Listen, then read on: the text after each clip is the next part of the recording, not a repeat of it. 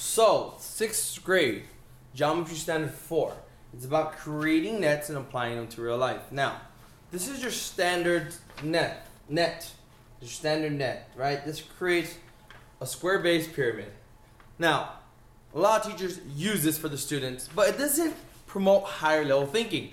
It's cutting out, pasting together to create a net.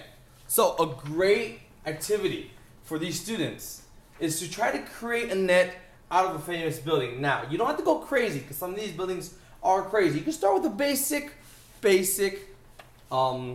building. Now, you do want to change it depending on the level of your students. You know, it's a good time to know, which students are architectures or which are just gonna not be able to grasp the idea. But you can always start with your small pyramid, right? Your basic pyramid in any culture, really. And then you can move up to something like a bridge.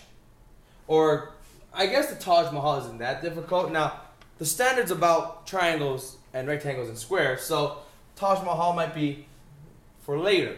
But it is good for the students to try to create nets for these buildings. It kind of promotes higher level thinking. This is just copying and taping. It doesn't really create much higher level thinking. Just imagine how much deeper it is for a student to say, hey, during one of my math classes, I created the net of the bird's nest in Beijing.